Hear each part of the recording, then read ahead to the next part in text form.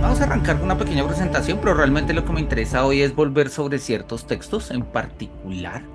Y pues bueno, básicamente, acá está. Listo, la idea es, pues bueno, nuestra segunda sesión, mirar un poco la tensión entre Parménides y Heráclito, esa tensión filosófica que se da, que se caricaturiza de alguna manera como la tensión entre dos posturas filosóficas. Y sí es cierto, y hay razón para entenderlas como opuestas, pero en el fondo van a ser dos filósofos que están profundamente interesados por lo mismo. Y si bien, digámoslo así, que ante la pregunta que habíamos hecho ayer de qué es lo que hay, ahora más tarde, por si se conecta alguien más, damos nuestras respuestas con qué es aquello que no nos gusta que haya, digamos, o no estamos de acuerdo con que haya. Eh, en principio, Parménides y Heráclito van a decir que hay cosas distintas, mientras que Parménides dice hay estabilidad, identidad y tales, Heráclito va a decir hay cambio, movimiento y más, pero en el fondo ambos van a decir lo mismo, lo que hay es unidad. Lo que pasa es que es una unidad que se ve de dos maneras, pero es la misma cosa. Y eso pues quiero que lo miremos y lo reconstruiremos un poco en el contexto de sus textos, de los textos de Parménides y Heráclito, y posteriormente a ello pues hacemos como nosotros nuestras propias lecturas y reflexiones, ¿no? Ahí tenemos como dos imaginaciones de Parménides y Heráclito. Parménides a la izquierda, un filósofo tranquilo relativamente. Parménides tuvo una vida más o menos apacible, sin demasiados problemas, ¿sí? Parmenides vivió en Elea. Elea era un sitio ubicado en lo que hoy en día es Italia. Entonces, digamos, pues sin demasiados movimientos. Heráclito es de Éfeso. Heráclito sí tuvo una vida turbulenta, no tanto pues, por las guerras propias de Grecia y demás, que estuvo en el contexto de la Primera Guerra Médica, aun cuando, según los biógrafos, no peleó, pero pues, a ver, quien vive en contextos de guerra, vive en contextos de guerra, eso nosotros lo sabemos. Y eso, digamos que a Heráclito le afectó mucho estas cosas y tomó una gran distancia del mundo, ¿no? Heráclito es uno de los primeros filósofos ermitaños, ¿no? Los primeros filósofos que decide que se piensa mejor al margen de la gente y del mundo y de las caravanas y de los mercados. Y él cuentan que él se refugió a pensar y a escribir y pues, a pensar el mundo, ¿sí? A responderse sus preguntas. Y decidió escribir un libro y este libro lo fue y lo dejó en el templo de la diosa Artemisa en Éfeso y después de que lo dejó se volvió a ir.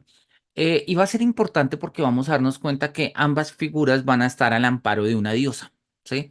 La diosa de Parménides no es muy clara cuál sea, todo parece indicar que es Atenea, pero pues Parménides no da pistas para saber cuál es, eso ya es una interpretación, y pues la diosa bajo la cual escribe Heráclito es claramente Artemisa, lo cual nos muestra que los filósofos griegos e incluso los presocráticos, por más que nosotros hablemos del paso del mito al logos, pues ese paso no es tan, uno, no es tan transparente y segundo, no es tan real, ¿no? No es que hayamos dejado de pensar míticamente para pensar racionalmente.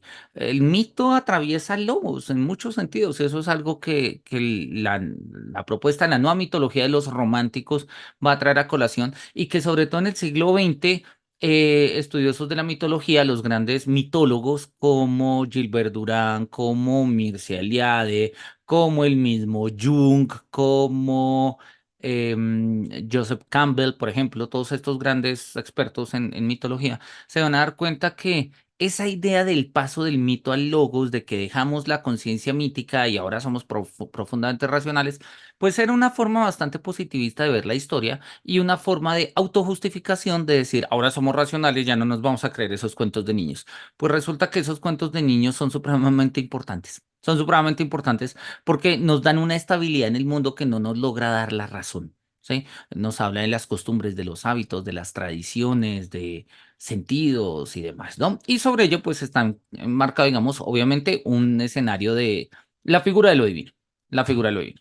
Bien, ¿qué nos dicen los libros de historia de la filosofía de Heráclito y Parménides? ¿No? Es como una distinción muy rápida. Esto la tomé de, no sé, unos apuntes de un manual de filosofía que me encontré por ahí en internet, no tenía demasiados misterios. Y pues básicamente nosotros encontramos lo siguiente, ¿no? Vamos a irlo anotando. En un segundo, cierro la ventana.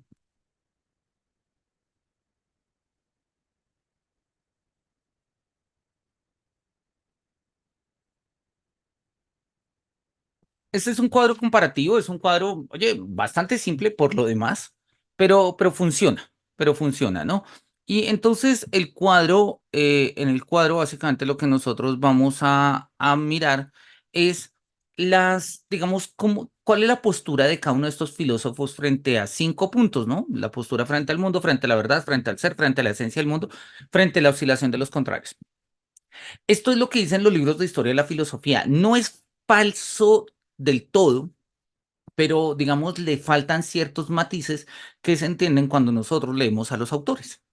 Entonces vamos a hacer una rápida revisión de lo que ellos dicen, vamos a aclarar un poquito las ideas y ahorita que miremos los textos nos vamos a dar cuenta, pues, hasta qué punto los libros de historia de la filosofía, digamos, les faltaría como más evidencia textual, por un lado, pero por otro lado necesitan pensar con más libertad, pensar con más libertad. Parecería que estamos tan acostumbrados a pensar y a decir y a repetir que Heráclito se opone a Parmenides que ya no podemos decir otra cosa. Y pues la filosofía tiene la ventaja de que se reinventa todo el tiempo. Y no vamos a hacer de que no vamos a decir ni vamos a hacer que Heráclito coincida con Parmenides, porque no lo van a hacer. Pero hay un punto en el que sí, son dos caminantes que van por el mismo río, pero por riberas opuestas. Son como dos hermanos de la misma familia, ¿sí? Se parecen un montón, van para el mismo lado, están hablando la misma lengua. Parecería que estuvieran opuestos, pero realmente van para el mismo lado. Y entonces eso es lo que me interesa ir señalando. Vamos a mirarlo un poco con calma. Entonces, listo. Primero, la postura frente al mundo. En la postura frente al mundo, vamos a mirar que la postura de Heráclito es que existe un devenir perpetuo, ¿sí? Y la idea de Parménides es que no existe el devenir, el mundo es estático. Ambas propuestas son exactas, ¿sí? O sea, si nosotros vamos a mirar, hay evidencia textual que corroboran cada una de estas tesis, entonces en sentido estricto, eso es cierto, ¿sí? Sin embargo, si nosotros nos ponemos a pensar, y este es el punto al que quiero que, o sea, lo voy a decir de una vez para que lo vayamos, lo tengamos como meta y hacia allá vamos a llegar. Si nosotros nos pensamos la totalidad del cambio, pues la totalidad del cambio es el todo, que es un todo cambiante, pero ese todo cambiante, pues es un todo, es una unidad de cambio y permanece cambiando. Sí, eso es lo que significa que el devenir sea perpetuo, que siempre cambia. Entonces decir siempre cambia, es decir, esto es cambio. Y esa es la forma, y no puede no cambiar porque su esencia es cambiar. Y exactamente esa es la premisa que va a sostener Parménides. Parménides va a decir el mundo es estático. O sea, no hay cambios en lo que es. Y si lo que es la esencia del cambio, pues la esencia del cambio pues debe permanecer siendo lo que es el cambio y no puede ser otra cosa. Si me hago entender como dónde está aparentemente la tensión, pero en el fondo la unidad. Y eso es algo que vamos a mirar un poquito más adelante cuando recordemos esa tensión de Hegel entre el ser y la nada y tales. Y, y la postura frente al mundo es fundamental. Hay una canción que a mí me gusta, no sé si la hayan escuchado, yo creo que sí, ¿sí? Denme un segundo, no, que se llama del Cuarteto de Nos, no sé cómo es que se llama la canción del Cuarteto de Nos, de Ya no cambias más, ya no sé qué hacer conmigo. Ya no sé qué hacer conmigo, sí. Sí, y hay acá una frase donde dice él que de tanto cambiar ya no cambio más, algo así. Sí. Acá dice, y alguna voz Sí, que dice justo eso. sin razón, vos siempre cambiando ya no cambias más, ¿sí? Y yo estoy cada vez más igual. Sí, esa es, digámoslo así, es una canción, y la primera vez que la oí dije, oye, es una buena canción para explicar un poco estas tensiones. Además que lo habla de manera muy personal, ¿no? La canción vale la pena hacer filosofía con canciones, claramente que sí. Y justamente una de las cosas que nos está diciendo la canción es, ¿sí? somos cambios, o mejor dicho, tú has cambiado tanto, ¿sí? Ya fui a misa, ya bebí alcohol, ya fingí, ya mentí, ya eludí, ¿sí? Dije groserías, lancé piedras al lugar donde ahora trabajo, o sea, cambiamos, ¿sí? Cambiando, ¿sí? Vos siempre cambiando ya no cambias más y yo estoy cada vez más igual. ¿Sí? Y nos lo vuelve a repetir más adelante en la otra versión del coro.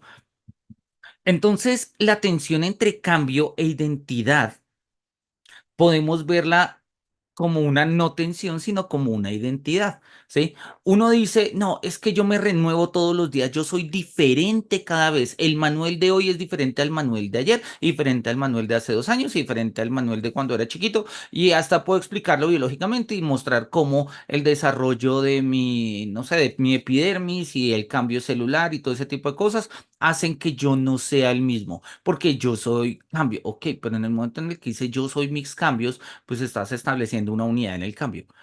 Y en el fondo, lo que a Parménides le interesaba no es hablar de que el ser es estático, sino de la unidad del ser, y eso lo vamos a ver ahorita. Y lo que le interesa a Heráclito no es decir que todo cambia, sino de la unidad de lo que cambia. Recordemos lo que habíamos dicho ayer. Ayer habíamos mostrado cómo la pregunta de los presocráticos es qué permanece en el cambio. Hagamos la pregunta en términos personales. Nosotros llevamos viviendo con nosotros mismos el tiempo que llevemos vivos, ¿no? En mi caso, 42 años y piquito, ¿no? 43 y cuento los 9 meses en la barriga de mi mamá, etcétera. 42 en el mundo, ¿no? Entonces, yo 42 años. Y obviamente yo he cambiado y he cambiado mucho, pero aún así soy un yo. Y uno dice, no, es que esa es una ficción, el mundo moderno se inventó al sujeto. Bueno, ok, pero por muy inventado que esté ese sujeto, a ese sujeto le llevan facturas a su nombre, le llega declaración de renta que pagar, le pagan una nómina, o sea, independientemente de, hay una especie de unidad, ¿sí? Una unidad que obviamente es una unidad en los cambios. Pero entonces, si hay cambio, no debería haber unidad, porque el cambio es transformación.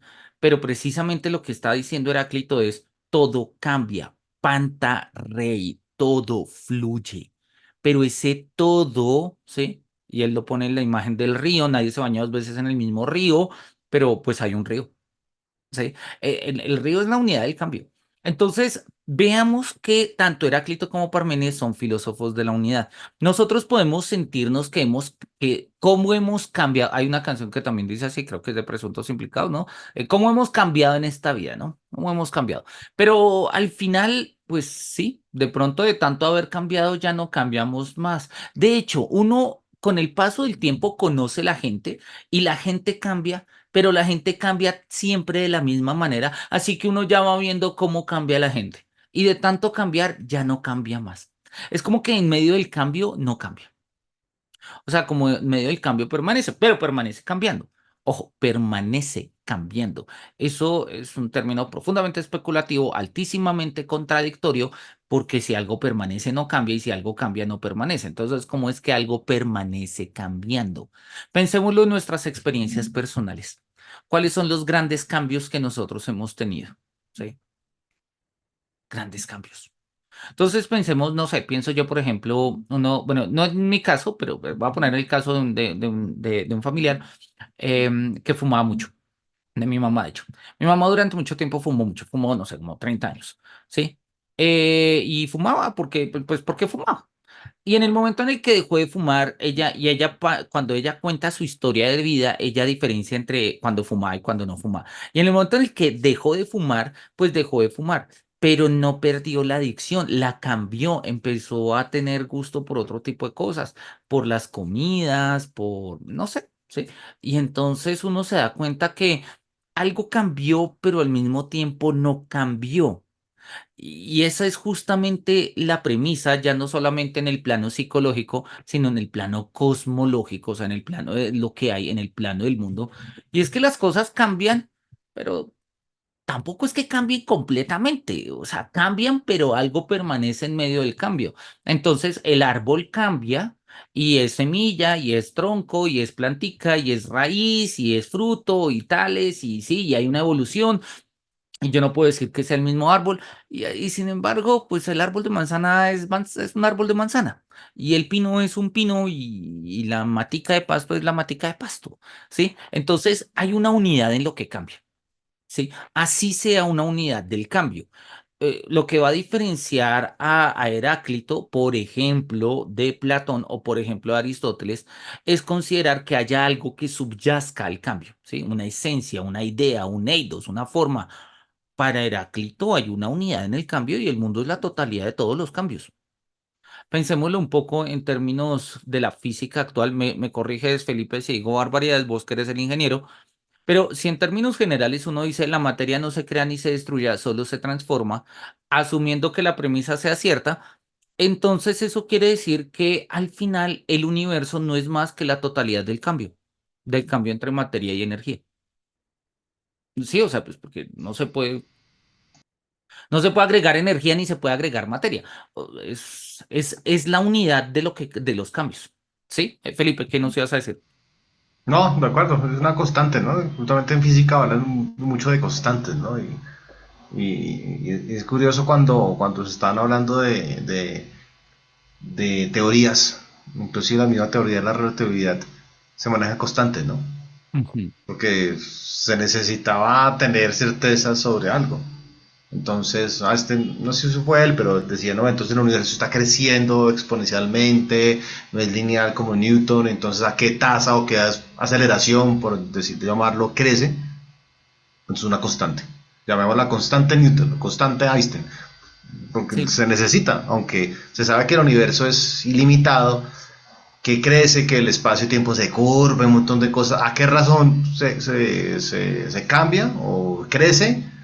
Se hace más grande por una razón constante, o si no, pues se imposibilita el estudio donde todo cambiara. Porque se necesita un punto cartesiano, ¿no? Como un punto de partida, un punto de ujú. referencia. Tal cual, tal cual. Y ahí es donde pues justamente nos damos cuenta que la propuesta de Heráclito de Parménides no son tan, o sea, primero no están pensando vainas raras, están pensando la realidad más elemental. Y segundo, pues sí están diciendo cosas diferentes, pero van para el mismo lado. Ambos están pensando en términos, digamos, de una constante, que la constante es la unidad del cosmos. O sea, no hay multiplicidad de cosmos. Puede haber multiplicidad en el cosmos, para Parménides es aparente, para Heráclito es real, pero igual, y más allá de la apariencia, lo que hay es una unidad. Lo que hay es una unidad. Y ambos son filósofos de la unidad. Y por eso ambos son filósofos monistas. Establecen un único arjé, un único principio. Volvamos al cuadrito y miremos un poco más. Entonces, listo, ya aclaramos un poco este primer punto. El segundo dice, según Heráclito, como consecuencia del devenir, el camino a la verdad no es solo uno, cambia a todo momento. Y para Parménides, el camino a la verdad es uno solo. En principio, eso parecería que es cierto.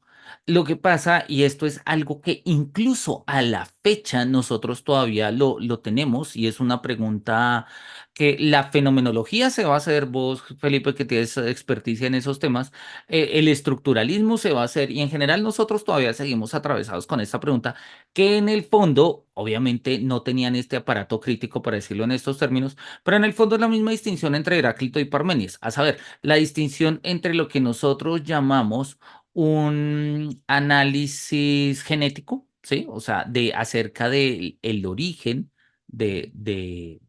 pues, de un concepto, digamos, como su historia y demás, ¿sí? Y el desarrollo pues histórico del mismo. O como lo expresa el estructuralismo, que quizás sea un poco más fácil en términos de sus términos, ¿sí? Que es la forma asincrónica y la forma diacrónica, ¿sí? Entonces, la forma diacrónica es justamente la perspectiva histórica, o sea, como nosotros miramos cómo se ha construido históricamente, ¿sí? Y es un corte, si se quiere, transversal de la historia de algo, entonces nosotros miramos el desarrollo entonces cuando nosotros miramos la verdad, pues Heráclito tiene justamente una perspectiva diacrónica, o sea, a través del tiempo, ¿sí? De largo aliento, y eso, pues esto es la verdad, que es como lo va a tener, por ejemplo, Hegel. La postura de Parménides, que es parecida a la que va a tener Kant, por ejemplo, es un corte longitudinal, es en este sentido sincrónica. Entonces, no le interesa el desarrollo del tiempo porque el punto de la verdad es como en este punto, ¿sí? Entonces, claramente nosotros, repito, hoy en día tenemos estos problemas. Hay un texto muy bonito, una disputa entre entre Husserl y Dilthey, donde Husserl le dice a Dilthey, es absurdo reducir, perdón, otra vez, es absurdo deducir ideas de hechos. ¿Sí? O sea que como ha pasado esto y ha pasado y ha pasado esto, entonces la idea es que tal cosa. ¿Cómo podríamos pensar en una perspectiva historiográfica? Pero Dilthey le muestra justamente lo contrario. Le dice, es igual de absurdo deducir hechos de ideas. Entonces, ambos se meten en el tema, en un tema muy complicado, pero pues es el ejemplo que tienen ahí en el intercambio de cartas entre Dilthey y Husserl, y es el problema de cuál es la religión ideal. ¿La religión ideal es un hecho o la religión ideal es una idea? Pues en tanto ideal es una idea. Entonces, si es una idea, la ideas de la religión implicaría pues que es justamente un corte sincrónico, ¿sí? O sea, no me importa la historia de la religión, esta es la religión ideal. Pero lo que nosotros tenemos son hechos religiosos, o sea, una religión así, una religión diacrónica. Es difícil poder, poder congeniar algo. Y esta misma tensión que va a establecer Heráclito y Parménides es una tensión que todavía no hemos logrado superar, que no hemos logrado superar y que pues se basa justamente en esta misma circunstancia, ¿no? Bien, rápidamente, la postura frente al ser. El ser entendido como la esencia de las cosas puede a la vez ser y no ser, ya que todo es cambiante. P y no P es válido. Eso no es cierto, eso no es cierto en Heráclito, ¿sí? Lo que Heráclito está, o sea, la primera parte es cierta, ¿sí? El ser es entendido como la esencia de las cosas, puede ser y no ser, ya que todo cambia. Hasta ahí bien, ¿sí? ¿En qué sentido? En el sentido en el que lo que es deja de ser para llegar a ser aquello que no es.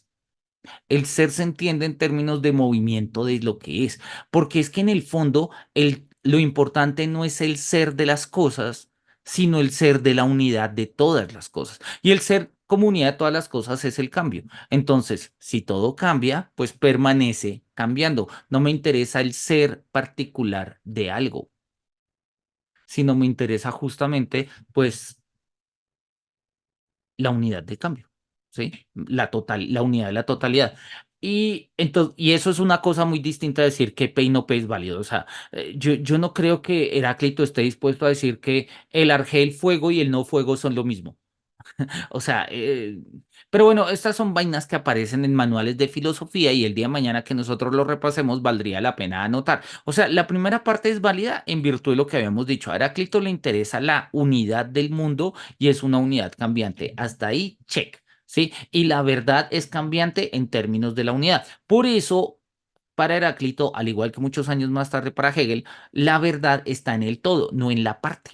Yo no puedo decir que esta partecita es la verdad, porque necesito tener la comprensión de la totalidad. Como en Hegel, la verdad de la historia está en toda la historia, no está en una parte de la historia. Por eso necesito hacer una filosofía de la historia, de toda la historia, o todo lo que yo pueda aceptar como historia. Si no, no funciona. Pero eso no quiere decir que podamos pensar la contradicción así sin más. Esos son, ese tipo de cosas son los pajazos mentales que aparecen en los manuales de historia de la filosofía. Así que vamos a tachar esto en negro porque pues es como está como muy turbio. Y para Parmenides, al igual que Heráclito, considera el ser la esencia de las cosas, pero no considera de ninguna manera su carácter cambiante. La existencia del ser y no ser manifiesta solo el vulgo, pero en el camino de la verdad solo se manifiesta el ser. Y eso es cierto, solo es válido P o no P, lo cual en sentido estricto tampoco es cierto. Si bien eso, si ustedes hacen la tabla de verdad, es cierto, P o no P funciona, pues, o sea, funciona en términos de las variables, ¿no? Nos va a dar, nos va a dar un caso en el de BBBF, ¿sí? Que es la tabla de verdadero, verdadero, verdadero, falso. Eh, para Parmenides no hay una alternativa a la vía del no ser, a la vía del ser, perdón. La vía del no ser es intransitable. Ustedes no pueden caminar por ahí A menos, dice Parménides en una forma muy exagerada, a menos que tenga dos cabezas. Si usted es bicéfalo y tiene dos cabezas, de pronto, para que en una piense el ser y otra no ser y tal. Pero en el fondo, incluso aquello que no es, se expresa en términos de siendo lo que no es. Un poco el ejemplo que habíamos puesto ayer del señor Quine con el señor Mac X, ¿no? Entonces, el problema del señor Quine, cuando quería decir, no, es que yo no creo que haya Pegaso, ¿sí? Pues es que al decir Pegaso, hay Pegaso. Entonces, ¿cómo podemos hablar de algo que no hay si ya lo estamos nombrando? De una u otra forma, nombrarlo es una forma de que algo sea, ¿sí? Así sea para negarlo, pero pues ya lo estás aceptando. Y no solamente al nombrarlo, al pensarlo, o ni siquiera al pensarlo, al entenderlo, ¿sí? Por eso, como lo vamos a ver ahorita más adelantico, el verso 3 del poema de Parmenides es radical en eso. Ser y pensar son lo mismo, ¿sí? Y lo que Heráclito podría decir es ser y cambiar son lo mismo y cambiar y pensar son lo mismo, ¿sí? Entonces nos damos cuenta que van por el mismo lado. De hecho, Heráclito lo dice parecido. La esencia del mundo no es posible captarla debido al constante devenir. Esto es falso. O sea, es completamente falso, porque para Heráclito la esencia del devenir se expresa en la naturaleza del fuego. Por eso el principio del mundo físico es el fuego, porque el fuego es transformador. ¿Sí? Justamente porque el fuego mismo es transformación elemental. El fuego es transformación de una materia en el aire en otro elemento, ¿sí? O sea, es tierra, aire, fuego. Términos de los elementos, el fuego, y para Heráclito no es que el mundo esté hecho de fuego, sino que si hay algo que es un principio en la naturaleza, es el cambio como lo es el fuego en la naturaleza misma, porque el fuego hace que se cambien pues se cambia la temperatura, se cambian ciertas condiciones de cultivo, de agricultura y demás. El fuego es forma de cambio. El cristianismo lo va a tomar literal en esos términos. El fuego como símbolo de, de purificación. Y toda purificación es un cambio. De hecho, Orígenes era uno de los que insistía en que el fuego del Espíritu Santo es exactamente el mismo fuego de Heráclito, ¿sí? Y entre otras cosas, por eso nunca le dieron el carácter de santo por estar diciendo vainas raras. Entonces, no es cierto que no se pueda captar la esencia del mundo. Sí se puede captar la esencia del mundo como algo dinámico, como el fuego.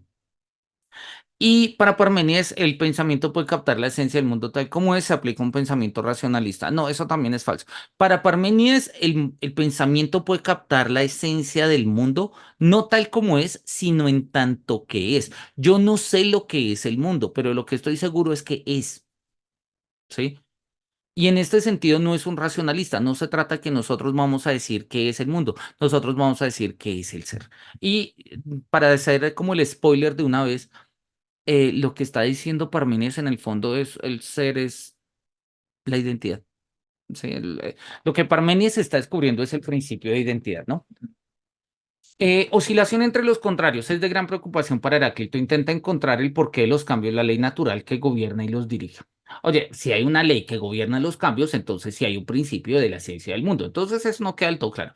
Y para Parmenides no comprende tal oscilación. El ser único y verdadero solo es no cambia ni deviene. Bueno, eso es cierto, pero recordemos que Parmenides sí comprende la oscilación. Sí la comprende. De hecho, de eso se trata el verso 9 del poema. Para Parmenides la oscilación, como lo llama acá, la tensión entre opuestos son nombres que se le dan, como las fases lunares se le dan a la luna.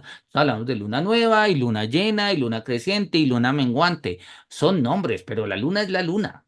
O sea, y la luna cambia. No cambia, es la luna, pero pues sí cambia, obvio. O sea, una luna menguante no es lo mismo que una creciente, pero no cambia la luna, pero se ve que cambia. Entonces el cambio es aparente. Sí, o sea, en términos de que se manifiesta como cambio. Sí, pero entonces pues básicamente podríamos entender eso como la totalidad de lo real. En el fondo, todo el mundo no sería más que una apariencia de lo mismo. Y esa es la tesis que Popper va a adelantar, ¿no? Y por eso me interesaba mostrar un poco esta premisa. Bien, cuéntanos, Felipe. Pues una pregunta es, en este caso, en el caso de Heráclito de la oscilación, ahí es donde es lo que significa para él el amor y creo que lo llama amor y caos. ¿Es eso los contrarios? Que Sí. si recuerdo esa parte, pero no la tengo muy clara de que él hablaba del amor. No sé si era lo que unía o lo que hacía el cambio. Sí, es lo que une. El amor, como es en la comprensión griega, es una fuerza aglutinante, diríamos hoy en día, es una fuerza de atracción. Y está el caos, o está el caos en Heráclito, o el odio en Empédocles, son fuerzas de repulsión.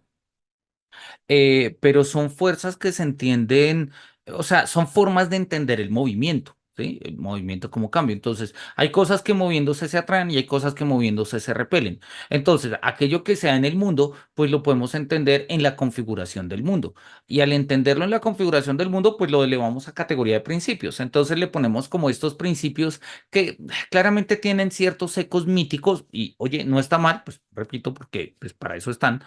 Mm, pero digamos que a veces cuando nosotros tratamos de llegar como o sea, cuando nosotros tratamos de llegar a la explicación última de estos principios, siempre patinamos.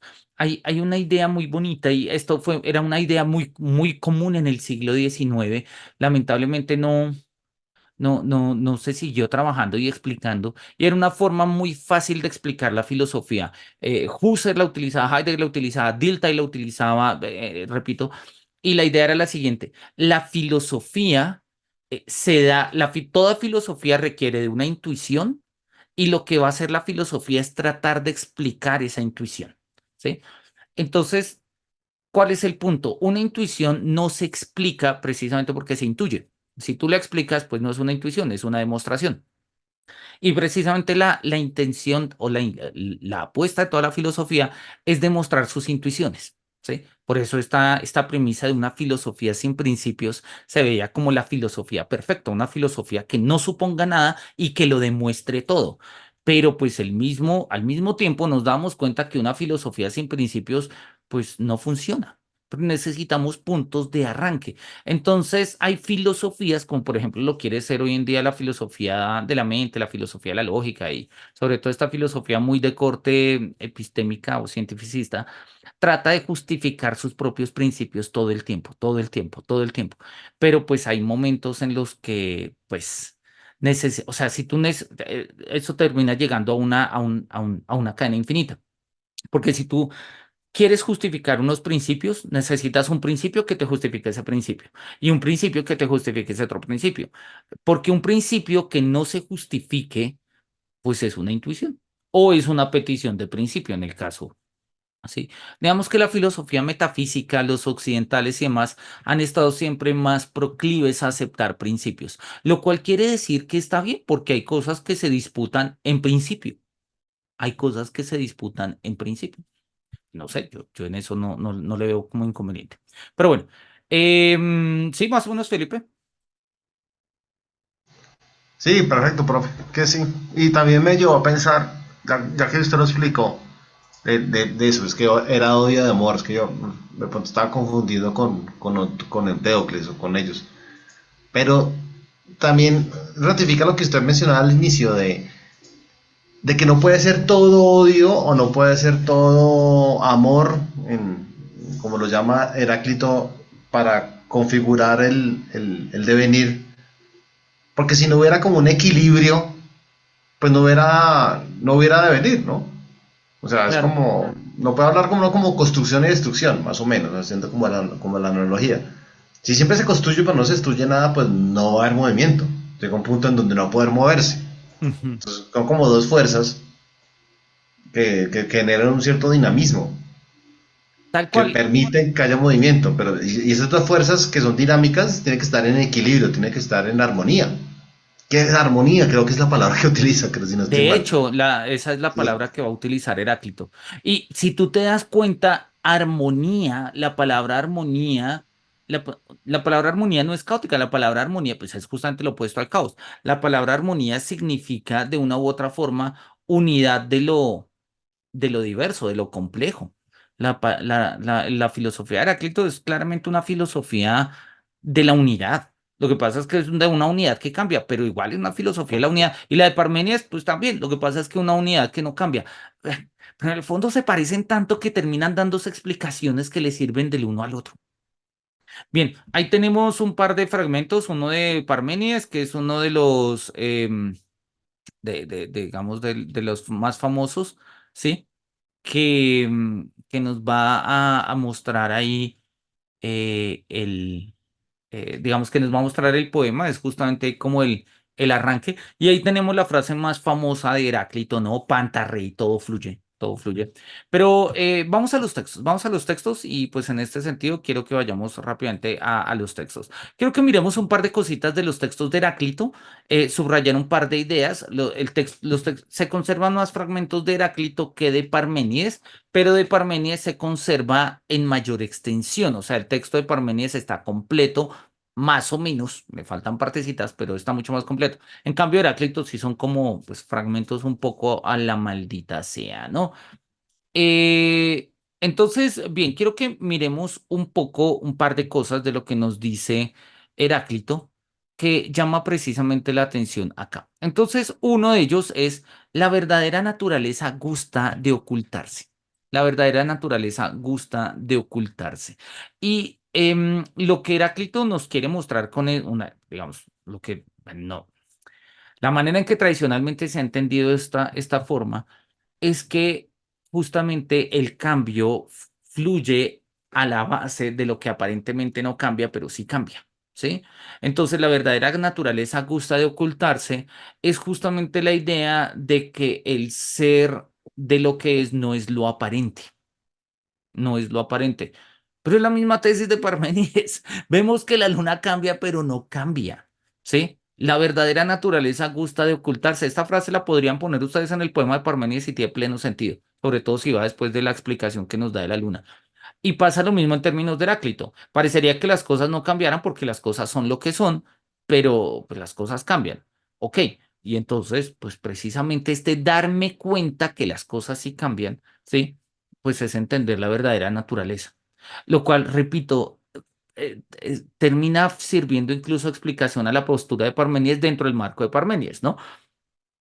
Hay otra acá frase muy, muy famosa. Bueno, la de me indagué a mí mismo es famosa porque pues es una forma de mostrar cómo sí, en el pensamiento de los presocráticos sí hay un ejercicio reflexivo sobre el ser humano, sobre la conciencia, ¿sí? Esta idea de que la pregunta por el hombre se la inventó Sócrates y nada más, pues digamos que ya está un poco mandada a recoger, pero pues es igual una de las típicas formas que aparecen en los manuales de historia de la filosofía, ¿no? Donde los manuales de historia de la filosofía dicen que mientras que los presocráticos hacían preguntas por la naturaleza, Sócrates se hace una pregunta por el hombre. No es falso, no es falso, pero tampoco es que sea real, o sea, no es que sea así de facto, ¿no? Pues de hecho tenemos ideas muy claras donde los presocráticos están haciendo reflexiones sobre sí mismos, ¿no? Em, bien, hay una muy, muy famosa dice la siguiente, esta está más adelante. Acá, no escuchándome a mí, sino a la razón, sabio es reconocer que todas las cosas son una. Esto podría sonar Parménides, pero esto es Heráclito. Esto es Heráclito, ¿sí? No me atiendan a mí, sino a la razón y se van a dar cuenta de la unidad de lo que es. Y a mí esto me parece muy chévere, sobre todo en el contexto muy, muy actual en el que hay muchos filósofos que tratan de, digamos, de una manera reduccionista, tratan de dividir el mundo entre parmenideos y heraclitianos, o sea, gente que afirma la identidad de lo que es o gente que acepta el cambio. Y en el fondo asumen que el cambio es un cambio desorganizado, sin cabeza, sin ton ni son, caótico. Y precisamente lo que está diciendo Heráclito es la unidad, sea en la unidad del cambio, ¿sí? Y es lo que dice el fragmento siguiente. No comprenden cómo lo divergente converge consigo mismo. Ensamblaje de tensiones opuestas, como el del arco y el de la lira. Y ahí tienen la nota al pie, porque esta idea de el arco y la lira, de hecho, Octavio Paz tiene un libro que se llama, creo que se llama así, si mi memoria no me falla, de Octavio Paz. Estoy casi seguro. Sí, profe, sí. Y es de los Sí, famosos, de los más... No lo he leído, no sé si es un libro de ensayos, pero sí, sí, tal sí hay cual. salidas. Sí, ahí está Octavio Paz. Reflexiones sobre el fenómeno poético, su lugar en la historia y tales. Sí, sí, tal cual. El arco y la lira. Ahí está. Esto está tomado claramente de Heráclito. O sea, no, no lo ha dicho, pero supongo. A ver, la referencia entre el arco y la lira es profundamente heraclitiana. Eh, Leí alguna vez algo de él, pero pues, está en el pregrado. Ya pasan más de 20 años. Tendría que volver a leerlo. Pero ahí está. Y ahí está la tesis de Heráclito. No comprenden cómo lo divergente converge consigo mismo. ¿Sí?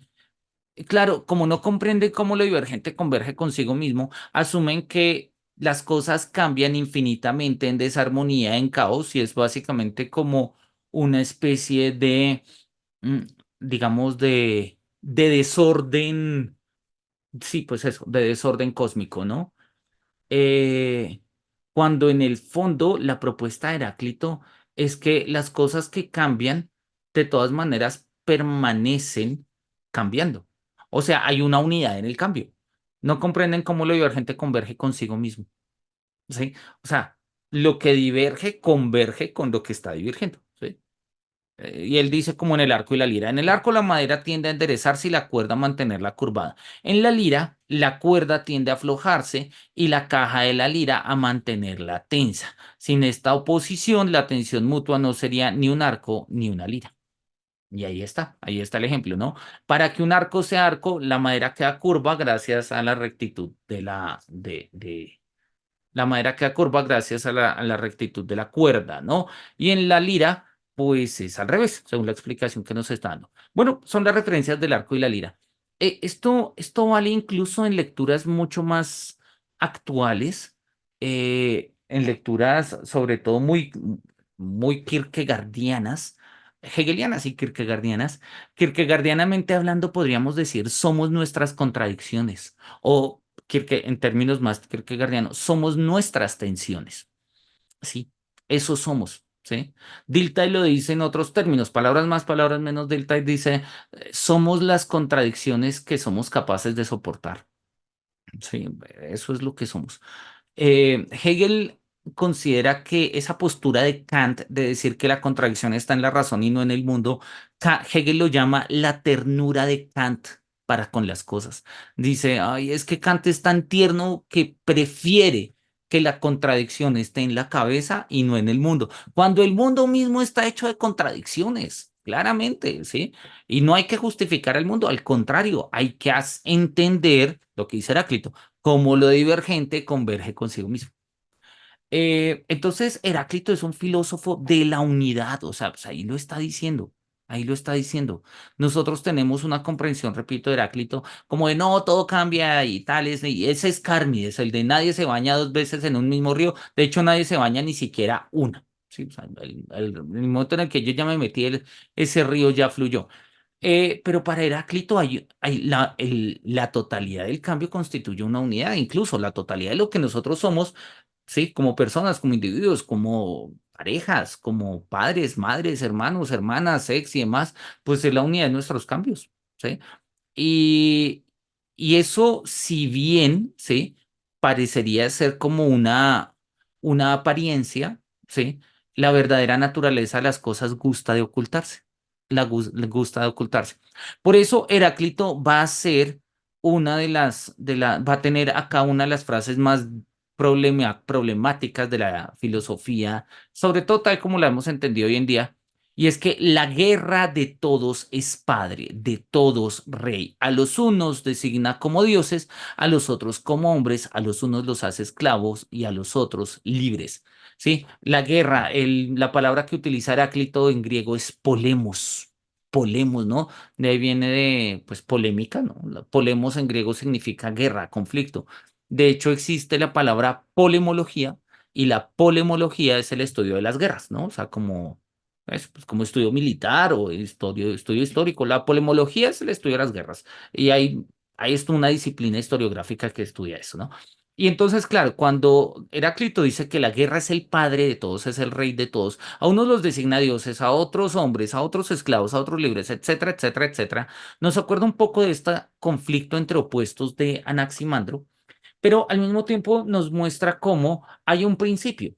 sí hay una unidad, ¿sí? Eso de, no, es que nos decía el fragmento hace un rato de, es que para Heráclito no podemos conocer el principio del mundo. Claro que lo podemos conocer y lo podemos expresar de muchas maneras. Lo podemos expresar como guerra. La guerra es el padre de todo. O lo podemos expresar como fuego. El fuego es la naturaleza de todo. En nuestro contexto post-cristiano, o cristiano o post-cristiano, en nuestro contexto post-Gandhi del siglo XXI y tal, nuestro concepto de guerra, eh, nuestro concepto de guerra se ha empobrecido profundamente, porque es que para nosotros el concepto de guerra se ha reducido a concepto de masacres e invasiones. No porque no haya sido así antes, siempre ha sido así, pero antes era un concepto enriquecido por otra cantidad de aspectos, aspectos filosóficos, mitológicos, teológicos, morales y demás. Y de hecho eso existió así más o menos como hasta el siglo XIX. Lo que pasa es que las armas, o sea, las armas de pólvora, cañones, fusiles y demás, pues hizo que las guerras fueran profundamente mortales y la sensación que nosotros tenemos de la guerra es horrible. No porque antes hayan sido bonitas, las guerras siempre han sido horribles, pero tenían más sentido. Tenían muchísimo más sentido. El concepto de guerra era mucho más rico. Nuestro concepto de guerra se ha empobrecido a tal punto que es un concepto que no queremos, despreciamos y con razón.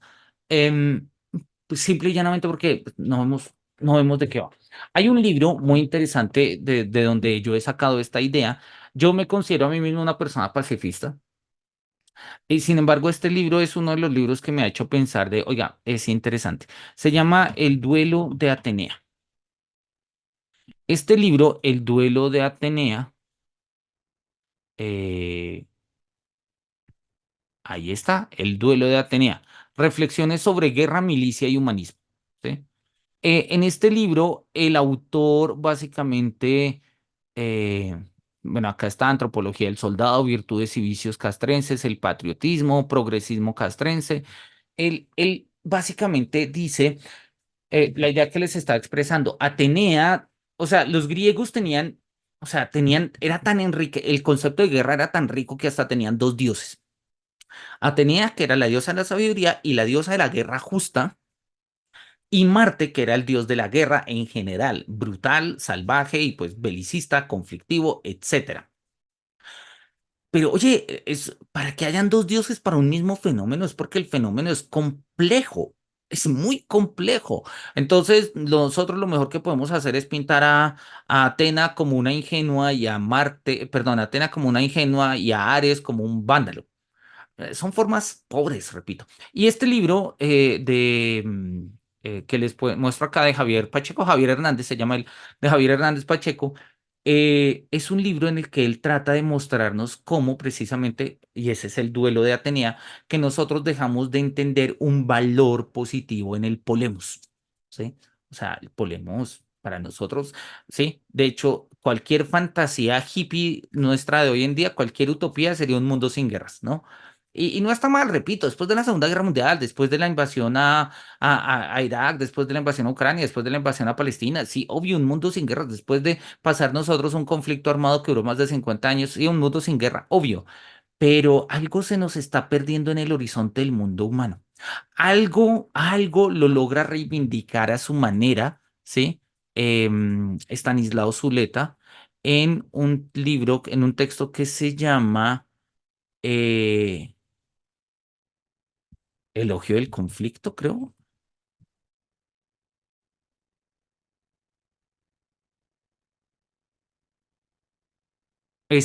No, de hecho, literalmente se llama Sobre la guerra. Es un texto chiquito. Cuando tengan tiempo, échenle una mirada. O si lo puedo descargar acá ahorita, se lo subo. ¿Sí? No, es un poco más extenso que estos tres párrafos. Pero bueno, es un texto, igual no es muy largo, tiene como tres, cuatro páginas.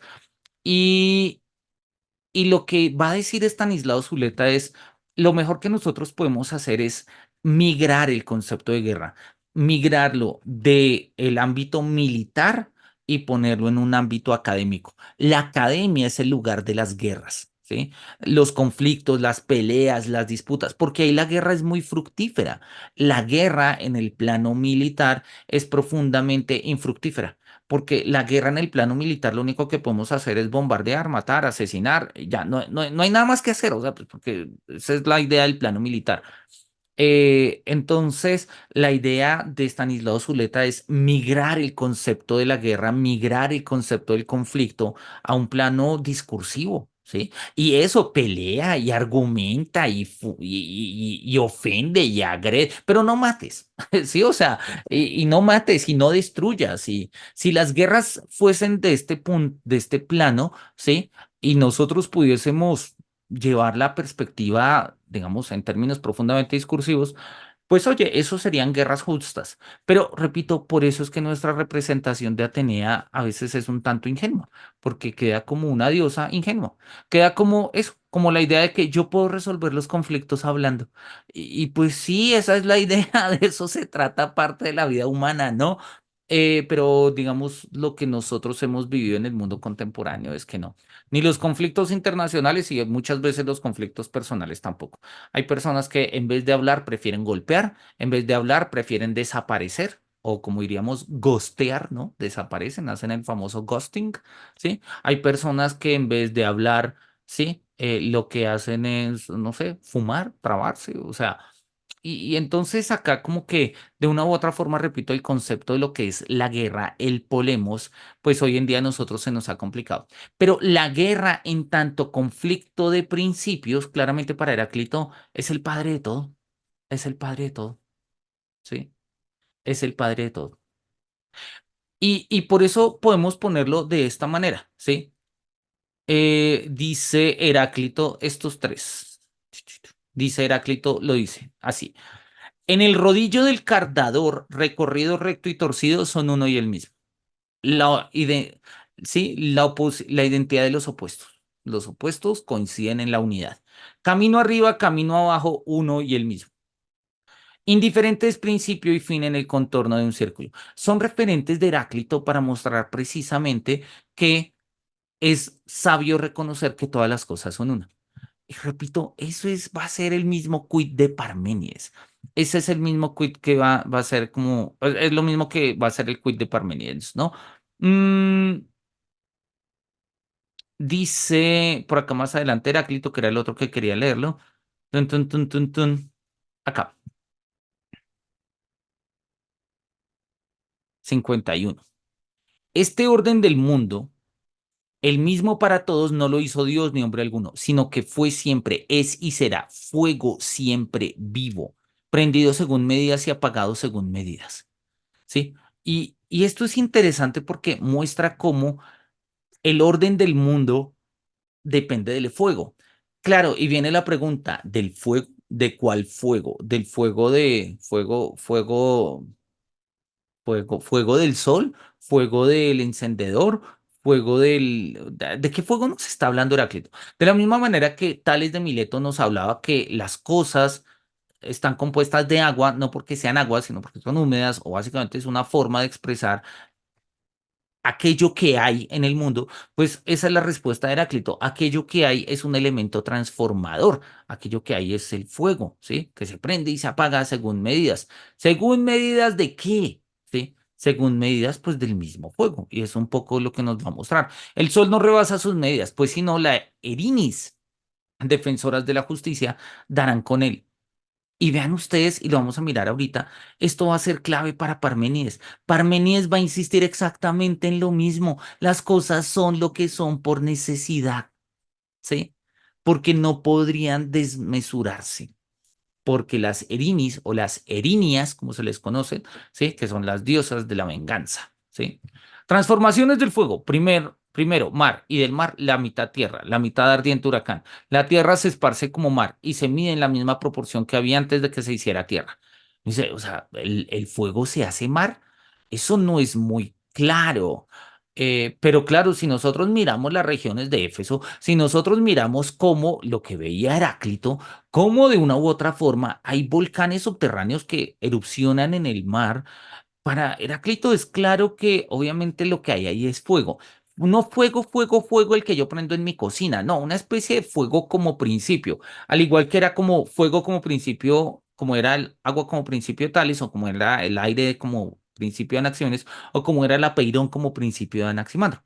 Son principios, ¿sí? Y precisamente digámoslo acá, sería una especie de fuego contrafáctico, un fuego metafísico, ¿no? Entonces, lo que Heráclito nos va a mostrar justamente y al final de ello es una idea de cómo el mundo está compuesto de contrarios, pero repito, el punto es la unidad del mundo en sus contrarios. De no haber sol, habría noche gracias a las demás estrellas, ¿sí? Creo que se entiende, ¿sí? Y ahí en adelante nosotros podemos ver, Heráclito va a seguir hablando un poco ya de aspectos naturales, de las estaciones, por ejemplo, y demás. Quería mirar el del río, que no me acuerdo en dónde está. eh, tun, tun, tun, tun, tun, tun, tun. Bueno, por ahí más adelante está. Fragmentos dudosos, la ignorancia es mejor ocultarla.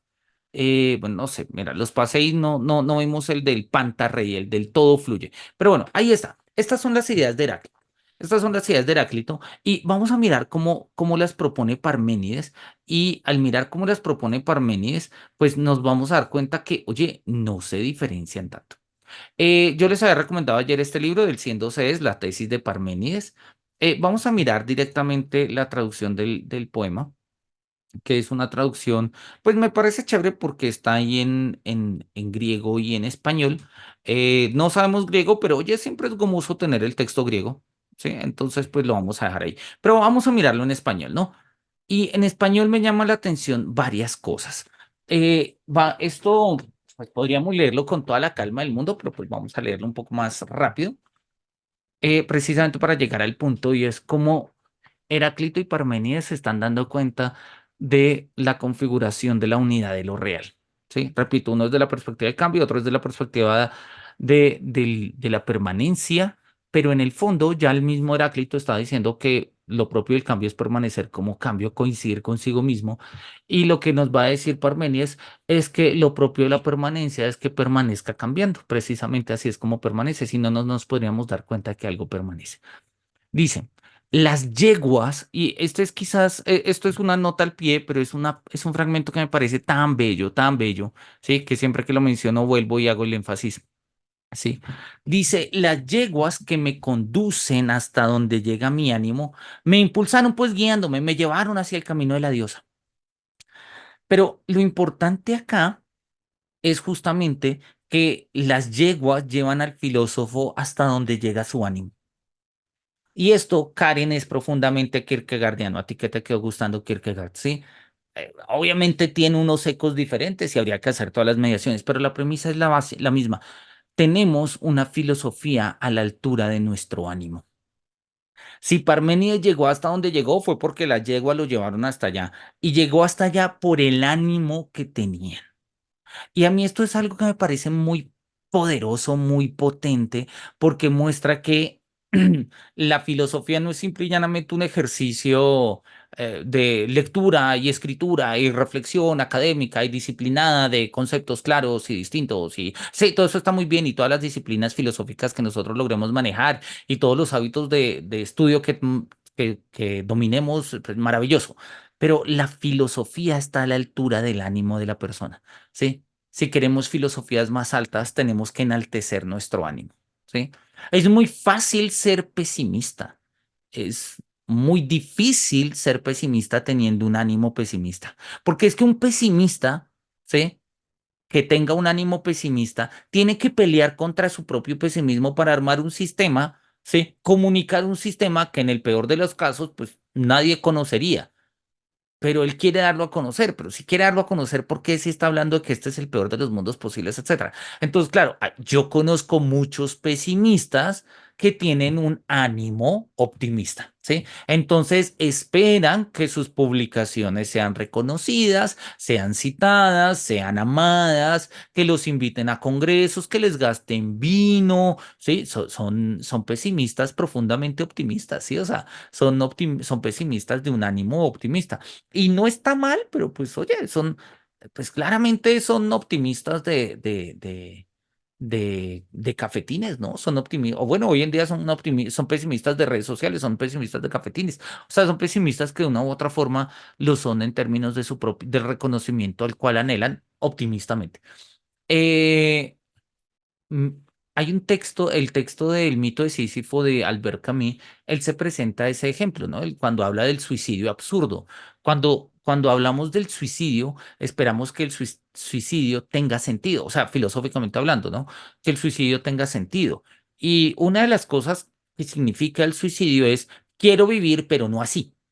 Y por eso la gente se mata. Y por eso dice que a mí, la gente cuando se mata, pues pone una carta. Dice, mira, me mamé de la vida, quisiera vivir, pero no así. Y si las cosas cambiaran, pues tal vez habría vivido, pero como no van a cambiar, pues ya, o sea, mi última decisión es matarme, punto. Y en las cartas de suicidio, muchas veces las personas pues expresan el por qué se matan. Y la mayoría, en términos generales, es pues porque quisieran vivir, pero no así.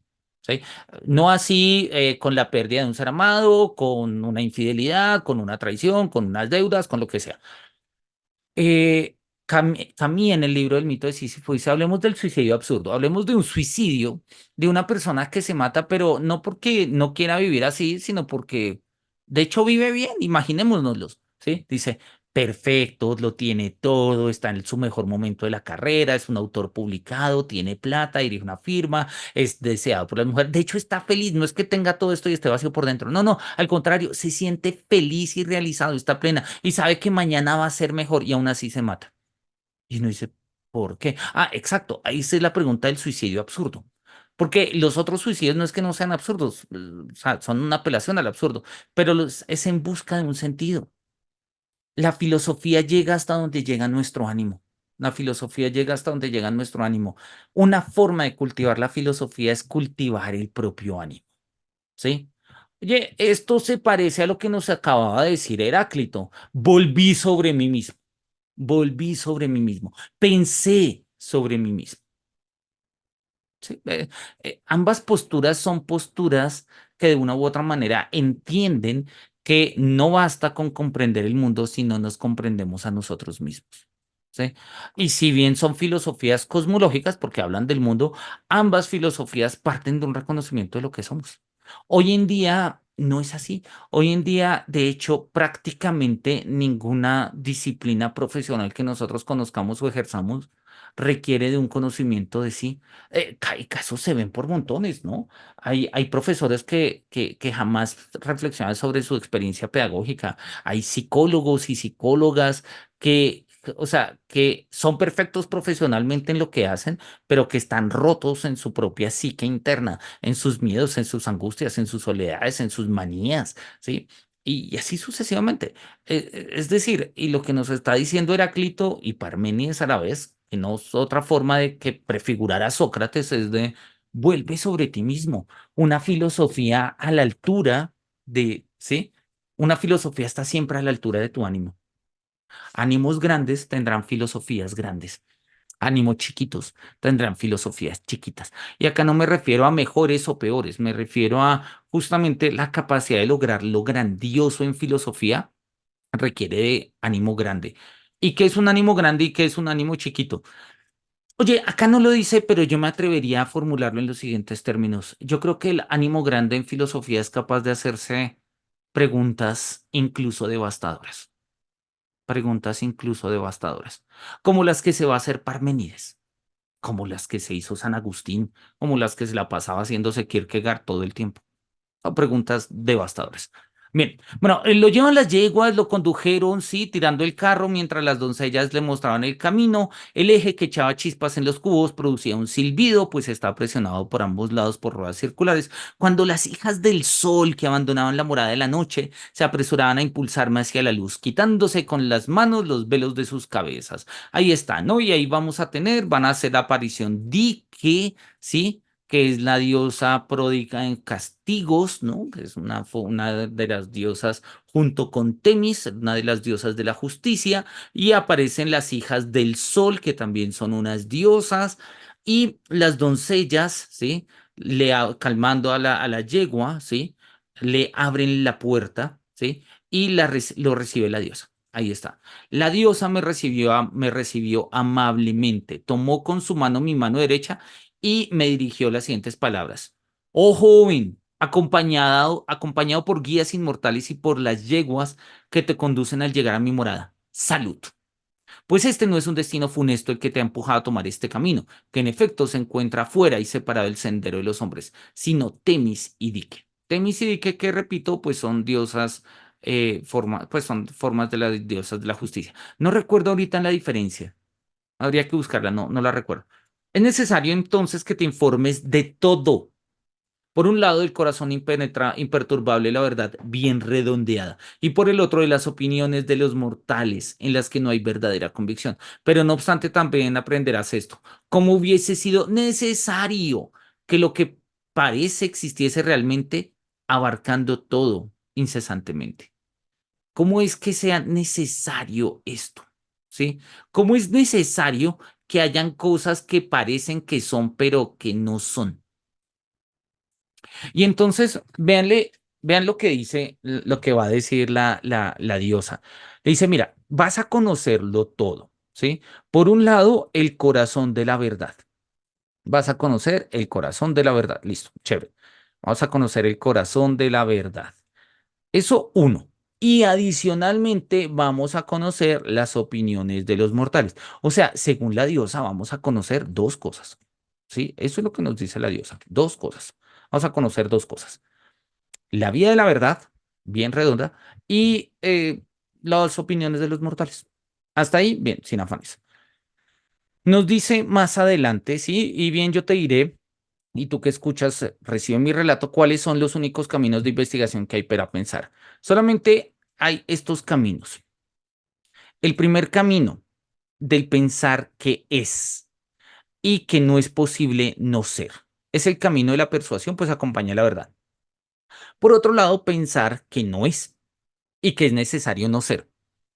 Te enuncio este sendero completamente incognoscible, pues no conocerás lo que no es. Entonces dice, mira, hay dos caminos: el camino del ser y que no es posible que no sea, y el camino del no ser y que es necesario que no sea. Y este sendero no se puede transitar, no se puede caminar, es incognoscible. De hecho, no lo mencionarás. Ok, pues no lo mencionarás, entonces no lo mencionaremos, ¿sí? Hasta ahí vamos claro. ¿Qué vamos a conocer? Vamos a conocer dos cosas: el camino de la verdad y las opiniones de los hombres. El camino de la verdad es el camino del ser. El camino del no ser no es el camino de las opiniones. El camino del no ser es un camino que no se puede transitar. Punto. Eso es. Porque ser y pensar son lo mismo. Ahí está. Esta es la famosa frase de Parménides. Esta es una de esas frases como la primera y la última línea del Tractatus Felipe, que hay que aprenderse de memoria. No, Como, pero esta sí me la aprendía, esta sí la... ¿sí? Ah, bueno, pero Todavía no ahí, me acuerdo, estoy en clase, fragmento 3 ser y pensar lo mismo, no, lo tengo clarísimo. maravilloso. Sí, no, pues es que ahí está la clave. Y te acuerdas básicamente qué era lo que decíamos. ¿Cuál es el quid de este fragmento? ¿Cuál es como el gran punto? El gran punto, uy, profe, no sé. Sí, o Más sea, o menos, como mentira, sí sé, por pero qué es tan importante el asunto. Igual de pronto mi forma de preguntarlo es rara, pero lo que está diciendo Parménides es muy simple, y es que básicamente todo aquello que se predica de que es, se se puede predica, pensar. se puede pensar. ¿Y Sí, eso qué significa? Que el criterio más elemental de lo que es su inteligibilidad. Eso significa, si lo puedes, si es, lo puedes pensar. ¿Sí? No quiere decir que tu pensamiento cree las cosas, no, eso no, ¿sí? Lo que está diciendo es que aquello que tú pienses automáticamente en tanto pensado tiene el atributo ontológico de ser. Y aquello que es, en tanto que es, tiene el atributo intelectivo o cognoscitivo de su inteligibilidad. O sea, si yo digo que un Pegaso es un Pegaso, pues estoy afirmando que el Pegaso es un Pegaso. No estoy definiendo un Pegaso, podría decir que un jarabarí es un jarabarí. Y no me importa que sea un jarabarí siempre y cuando yo diga que un jarabarí es un jarabarí, porque si yo digo que un jarabarí no es un jarabarí, pues estoy diciendo del ser que no es, y esa vaina no tiene mucho sentido. Lo que estoy diciendo es que si un jarabarí es un jarabarí, pues puedo pensar en que es un jarabarí. Y como no sé qué es un jarabarí, pues voy a empezar a hacer preguntas. ¿Tiene cabeza o no tiene cabeza? ¿Está vivo o no está vivo? Como cuando uno juega esos juegos de charadas, ¿no? Que se pone uno el nombre ahí en la frente y va preguntando ahí de, es de comer, no es de comer, está vivo, no está vivo. Sí, esas preguntas de eso no es, eso no es, nos permiten a nosotros pensar, porque nosotros pensamos en virtud de lo que es. No es raro lo que está diciendo Parmenides, no es raro. Lo que pasa es que se ha leído de muchas maneras muy extrañas, porque pues porque lo escribió hace 3000 años, pues, no sé, 2500 años. Entonces suena un poco raro, pero realmente lo que Parménides nos está diciendo es algo elemental. El primer atributo, o sea, la primera determinación de lo que es su inteligibilidad. Esto, y vale la pena decirlo ahorita porque va a entrar en completa diálogo con lo que habíamos dicho la vez pasada, esto justamente era lo que no, mejor dicho, esto es lo que va a cuestionar Gorgias. Gorgias va a cuestionar que el atributo de ser implique un atributo de inteligibilidad. Y curiosamente, más o menos, no en el mismo sentido, pero parecido, manteniendo sus respectivas discusiones y distancias, le va a pasar a Kant, porque Kant no entiende o no asume o no piensa o no cree o no considera, como lo quieran poner, que lo inteligible está en las cosas. Lo inteligible está en la razón y la razón las pone en las cosas. ¿Sí? No hay nada que inteligir en la cosa. En la cosa inteligimos lo que nosotros ponemos en la cosa. Por eso el noúmeno es incognoscible. Es que el quid de la filosofía griega, y lo acabamos de ver con Heráclito, es que el mundo es inteligible. El mundo, hay algo que podemos comprender del mundo. El primero en pelear eso fue Gorgias, repito. Bueno, había un par antes, pero sobre todo Gorgias. Gorgias fue el que dijo, no, nada me garantiza que lo que yo diga corresponda al mundo. Nada me garantiza que lo que yo diga al mundo sea algo realmente el mundo. ¿Sí? Para el grueso de la filosofía, para el grueso de la ciencia, para el grueso del mundo occidental, sí, lo que nosotros sabemos del mundo habla del mundo de una u otra manera, ¿sí? De alguna u otra manera, de manera imperfecta, de manera aproximada, de manera sumativa, de manera aproximativa, lo que sea, pero habla del mundo, ¿sí?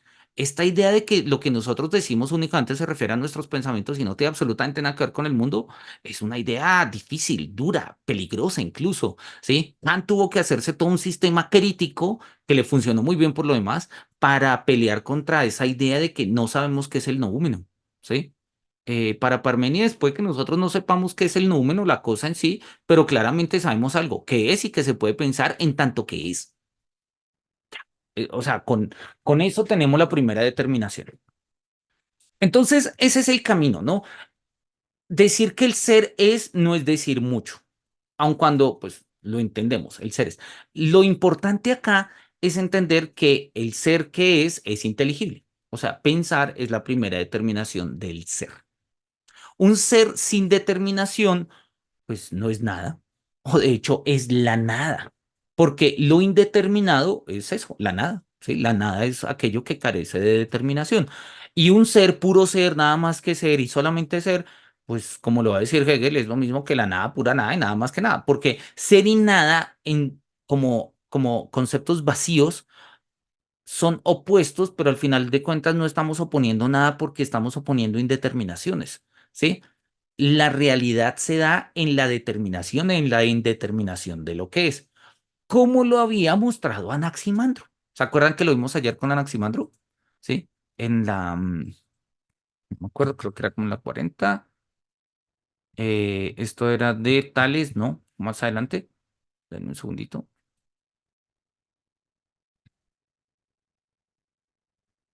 Con Anaximandro lo habíamos visto acá, ¿no? El principio de los seres es indefinido y las cosas perecen lo mismo que les dio el ser según la necesidad. Y es que se dan mutuamente justa retribución por su injusticia según la disposición del tiempo. ¿Sí? Justa retribución por su injusticia. Opuestos. Justa e injusticia. Sí, eso está de una u otra forma ahí. Eso está de una u otra forma ahí. Bien, sigue el poema de Parmenides.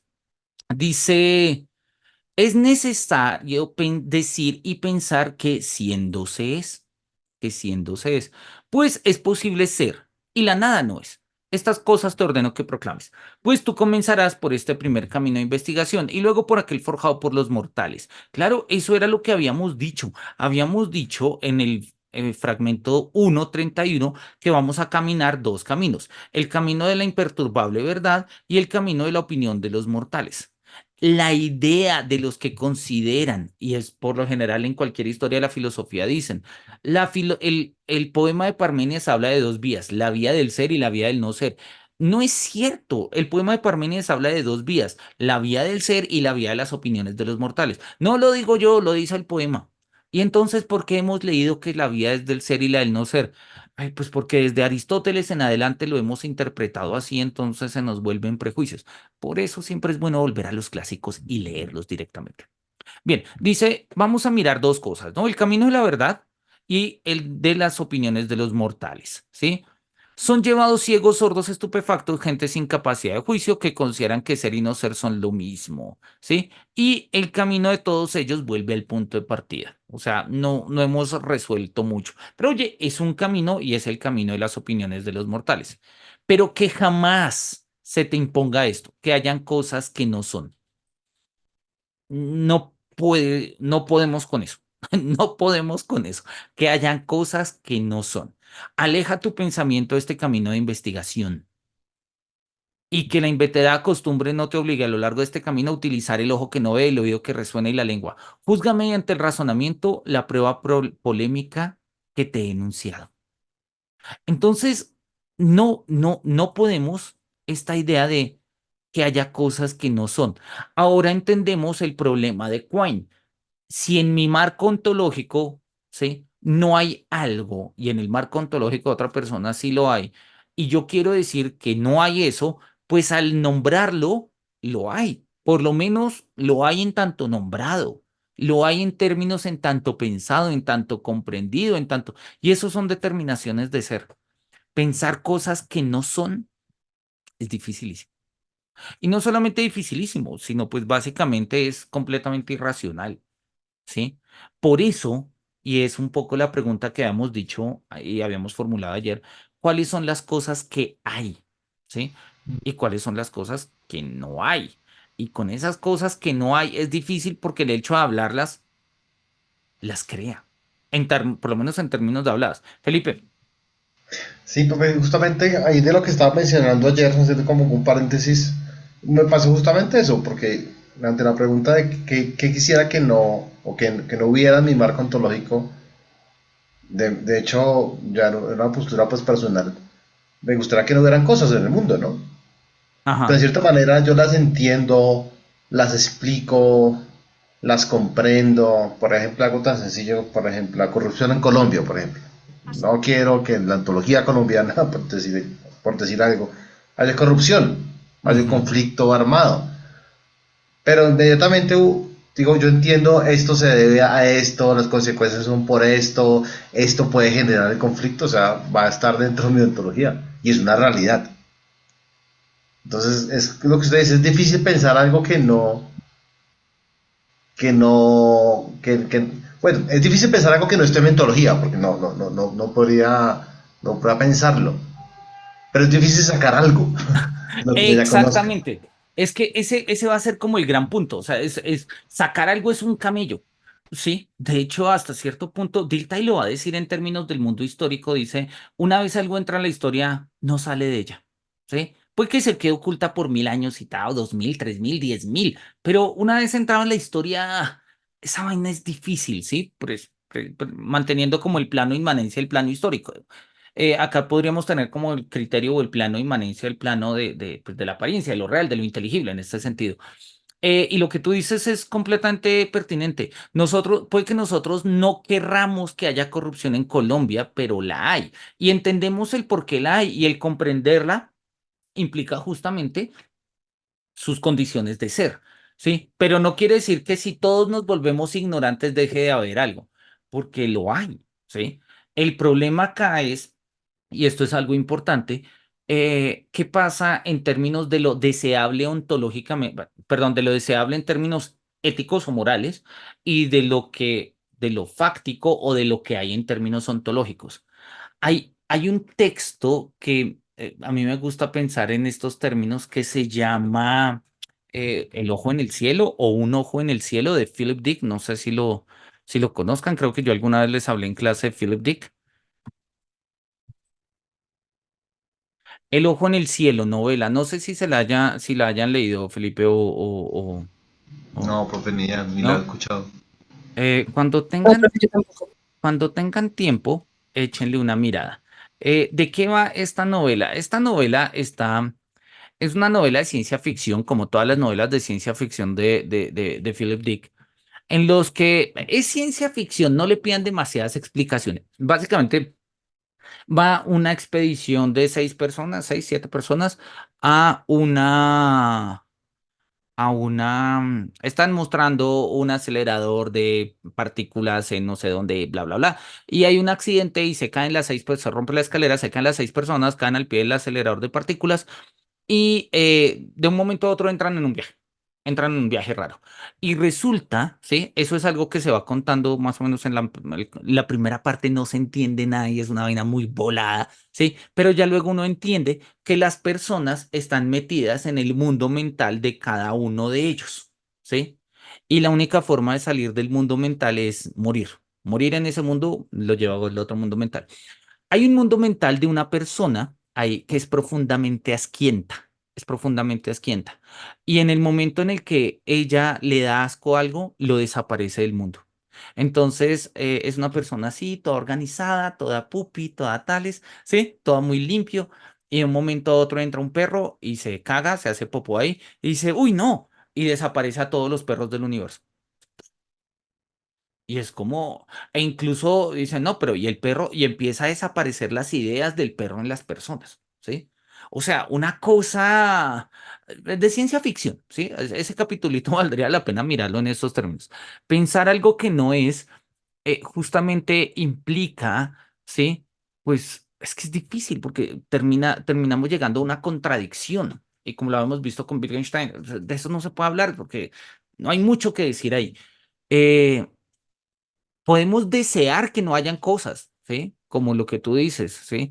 Tú deseas que no hayan, por ejemplo, corrupción, ¿sí? Pero pues en cualquier ontología política o político-económica, pues hay que comprender la corrupción.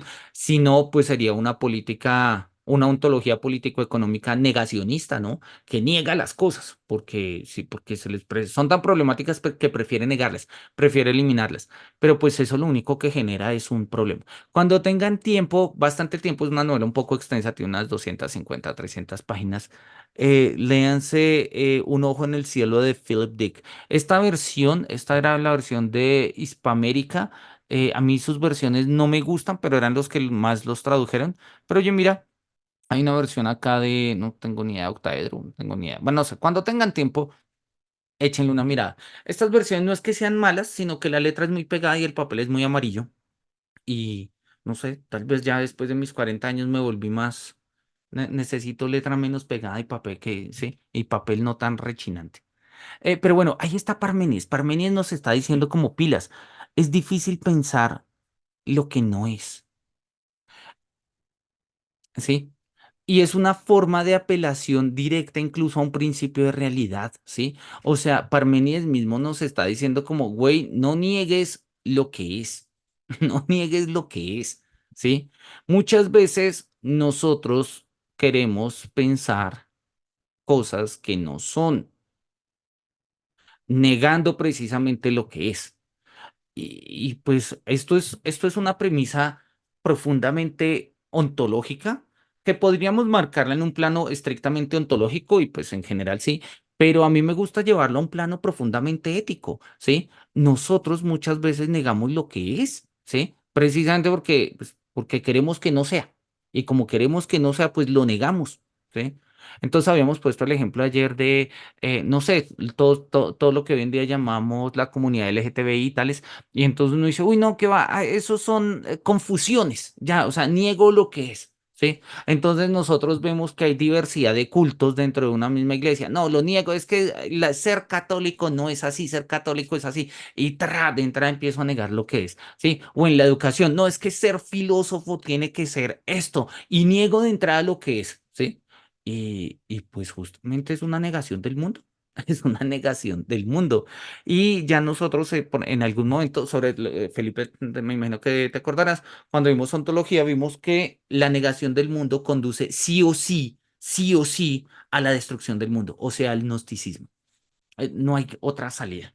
Empezar a negar cosas del mundo implica querer decir que pues este no es el mundo verdadero, tales y pascuales, y que este mundo debe ser destruido.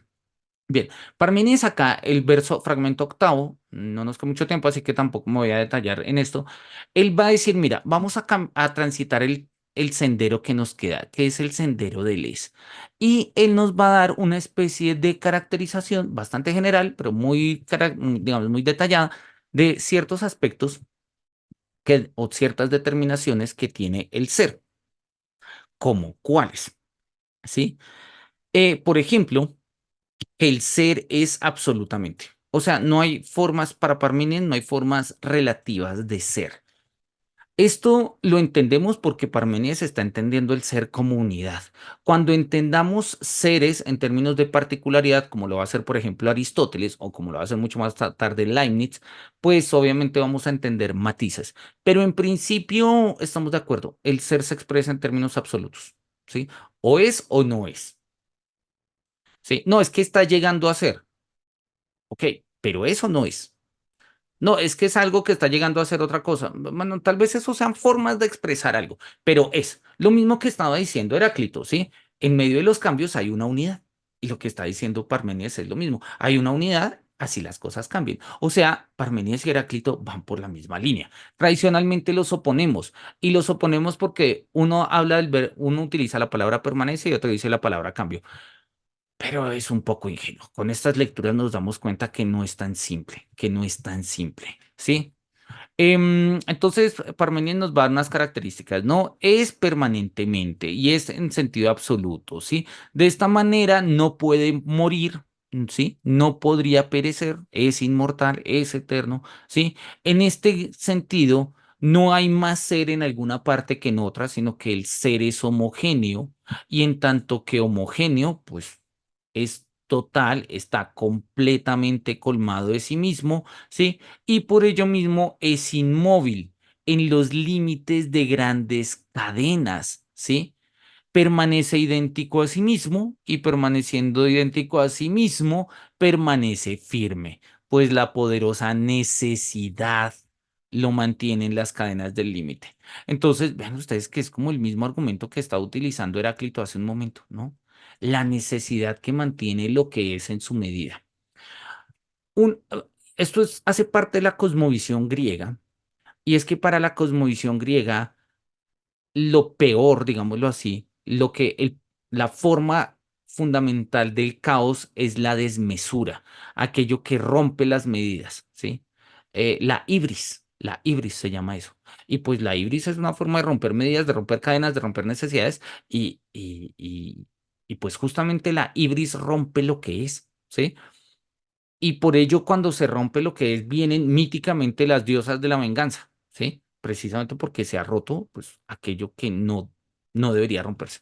Como cuando Sísifo se burló de la muerte, por ejemplo, ¿sí? Como cuando Orestes mató a su mamá, por ejemplo. Bueno, en fin, ahí hay varios casos. Bien, miremos rápidamente lo siguiente, ¿sí?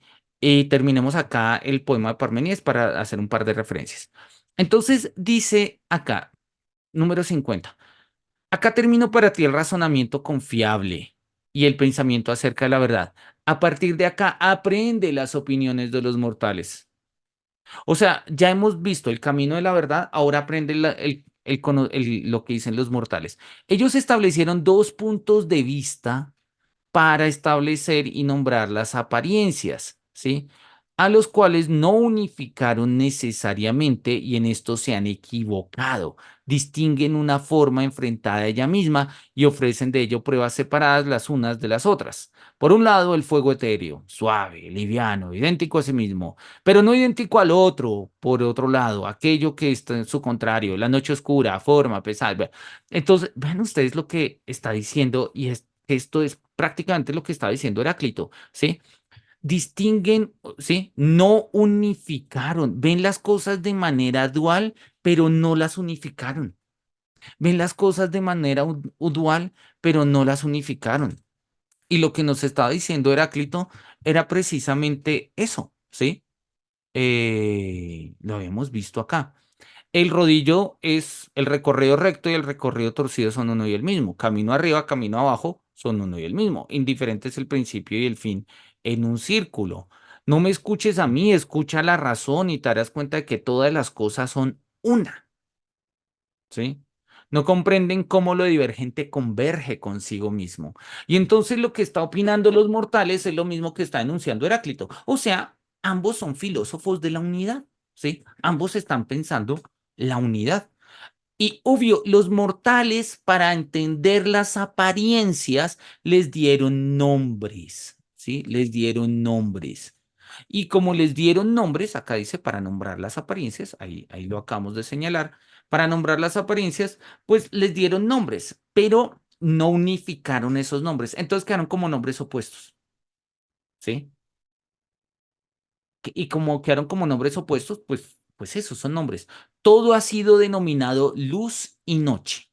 Y aquello que tiene sus propios poderes fue nombrado gracias a estos o a aquellos. Todo está lleno al mismo tiempo de luz y de noche oscura, igual la una o la otra, pues aparte de ellas, nada hay. Conocerás la naturaleza de todos los signos que están en el éter, ¿sí? Las llamas del sol, la luna que gira y su naturaleza, ¿sí? Y también conocerás el cielo englobante. Y entonces empieza a hablar de la luna, y acá era lo que les quería mencionar, de lo cual nos va a hablar el texto de Popper. El texto de Popper, que básicamente se los quiero mostrar y señalar muy rápidamente. El texto de Popper, denme un segundo,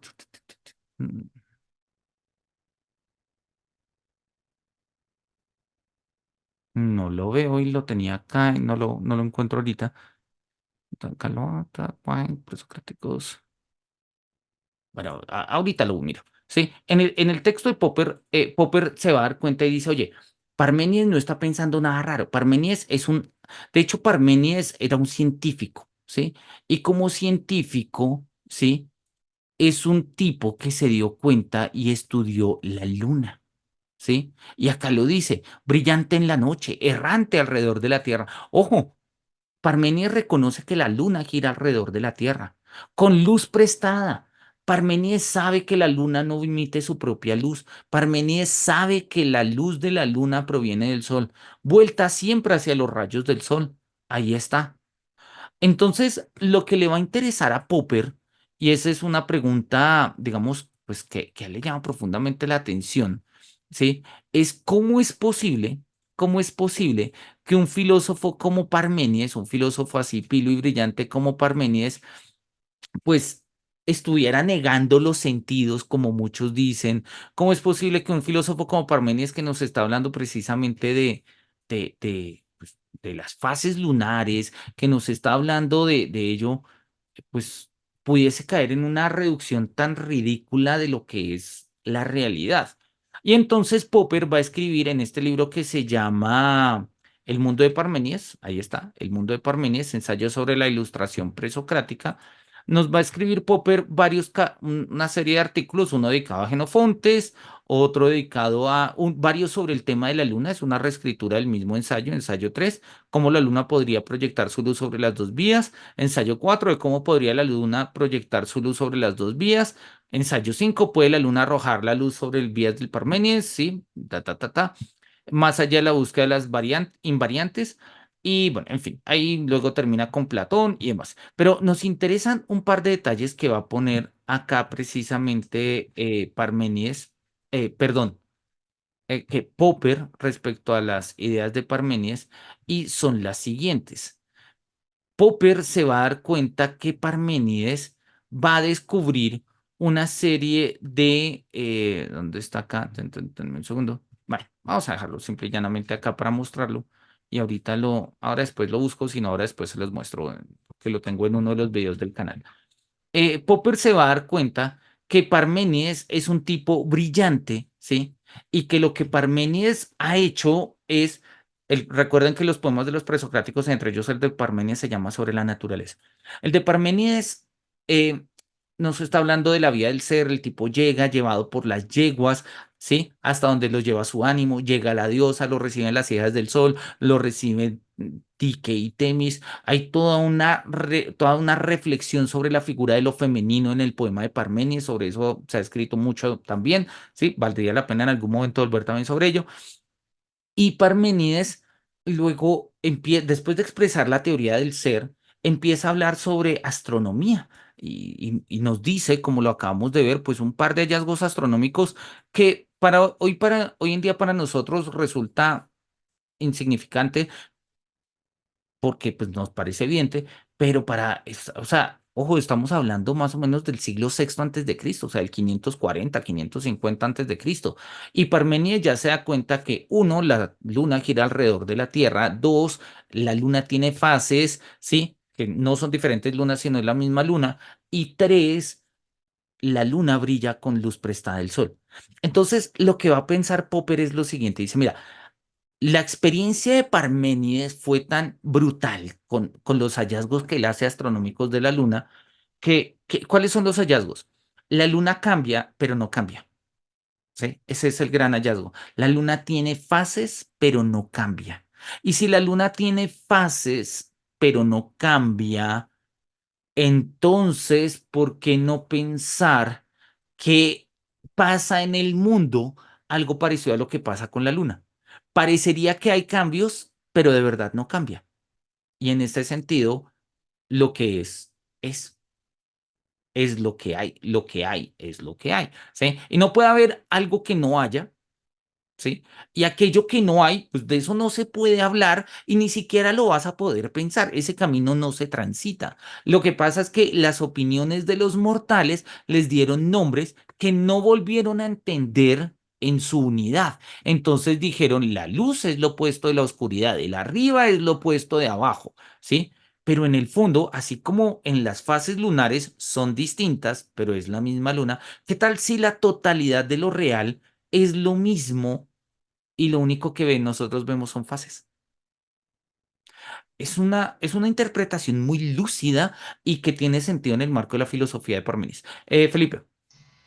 Sí, porque es que uno podría, viendo esto con el tema de la luna, uno podría ponerse a uno mismo, al ser humano, de ejemplo como para conciliar estas dos posturas de Heráclito y Parménides. Es decir, que, pues tomando literalmente la relación que plantea allí Parménides y que trae Popper es, somos personas que tenemos diferentes roles a lo largo de la vida, ¿no? En mi caso, yo he sido un Felipe estudiante, un Felipe hijo, un Felipe trabajador, un Felipe ciudadano, y son diferentes roles que en algunos de ellos son hasta opuestos podrán llegar a ser, pero sigo siendo el mismo, ¿no? Ujú. Entonces sigo siendo la misma unidad en cuerpo, en constitución, pero pues va cambiando me voy engordando, me voy adelgazando, me voy volviendo más viejo, voy creciendo, pero siempre sigo siendo lo mismo. Entonces, todo Felipe va cambiando, pero pues sigue siendo la misma unidad que los demás conocen.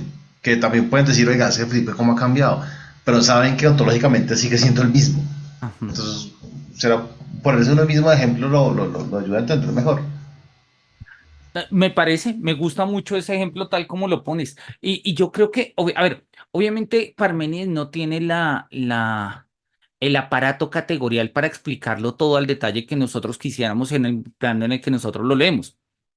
Pero es muy sencillo entenderlo, digamos, cuando nosotros ponemos estos matices. Ejemplo, desde el punto de vista mío, pues yo no soy más que la unidad de mis cambios. ¿sí? Tal como lo estás diciendo un poco, y yo he sido muchas veces, pero yo soy, pero tal, o sea, y pasaría exactamente lo mismo si nosotros lo ponemos no en términos de lo que yo soy, asumiendo que yo no sea sino una apariencia más, ¿sí? Como se pone ahorita en plano a veces cósmicos. Sí, muy cósmicos o metafísicos, místico cósmicos, de yo no soy más que el universo conociéndome, conociéndose a sí mismo. Bueno, de acuerdo, si volvemos sobre el principio de la conservación de la materia y la energía, los átomos que me constituyeron a mí de una u otra forma han constituido muchas cosas del mundo, ¿sí? Pero la unidad del mundo está ahí. ¿Sí? En el mundo no hay más y no hay menos. La unidad del mundo está ahí. Lo que pasa es que son luz y sombras. Y luz y sombra es Manuel Palacio, ¿sí? Y luz y sombra es Felipe, y luz y sombra es Karen, y son nombres que le damos a las cosas para referirnos de ellas tales, pero que no volvemos a entender como, ¿sí? Unidades en sí mismas. Que tanto la premisa de Heráclito como la premisa de Parménides es una invitación a pensar lo que es en unidad. Y yo creo que esto es profundamente valioso. Si ayer decíamos que gran parte de la tarea de la ontología hoy se da en el plano de la política, una reflexión de este tipo, va en contra, digamos, no sé cómo llamarlo. No me gusta el término, no me gusta la expresión, no me gusta cómo lo voy a decir, pero pues es para que lo entendamos. Digamos, una reflexión en esta vía de Parménides y Heráclito nos serviría a nosotros para responder a las actuales ontologías neoliberales del consumo y del mercado, que se fijan básicamente en la prevalencia de un individuo al margen de la unidad. Sí, es sensato y es cierto y podría servirnos como forma intelectual de pensar ello. Nosotros hacemos parte de una unidad. Y ayer poníamos el ejemplo de, a ver, la montaña habla. La montaña habla, no, no, la montaña no habla. O sea, si me lo dices metafóricamente, te acepto que hayan montañas que hablen, pero como metáfora. Y sin embargo, cuando nos damos cuenta de la unidad, pues nos damos cuenta de aspectos y elementos, digamos, conceptos que hoy en día tenemos, como que somos los bogotanos, formamos un ecosistema con nuestras montañas. Y si se joden las montañas, nos jodemos nosotros, ¿sí? Porque tampoco es que haya mucha diferencia entre ellas y nosotros. No, es que yo soy un ser racional que cualquier momento cojo mi visa y me largo de este país. Ok, chévere tu pensamiento profundamente neoliberal y apatria, pero el punto no es ese. O sea, el punto no es simple y llanamente, no estamos hablando de cuáles son mis mis quejas, ¿sí? Y a qué voy a hacer con mi pasaporte. El punto de lo que estamos hablando es cómo se constituye lo que hay. Y cuando hablamos de lo que hay, pues básicamente lo que estamos hablando son de grandes unidades. Siempre grandes unidades, ¿sí? Yo soy una gran unidad en mí mismo. El ecosistema es una gran unidad en mí mismo con otras cosas y ta, ta, ta, ta, ta, ta, ta, y el universo sería la gran unidad de lo que es de lo mismo. Entonces, en el fondo, y a mí esto es una idea que me parece muy bonita en Parménides, no está clara, pero va a quedar mucho más clara cuando Platón lea a Parménides, y es que acá tácitamente hay, por un lado, un optimismo, porque en el fondo todo hace parte de lo mismo, y eso está bien, porque no habría razón para que no estuviera bien, o sea, no habría razón para que estuviera mal. Eso podríamos discutirlo y lo podemos discutir más adelante. Pero dos, más allá del optimismo, hay un tema de aceptación de lo que hay, de lo que hay. Una de hecho, leámoslo de una vez y con eso terminamos, ya van a ser las 9, pero podemos terminar con ello de una vez. Mm, dice, en el fragmento, en el texto del Parménides que les compartí acá, Parménides, Platón, Parménides, acá está. Vamos a bajar este Parménides.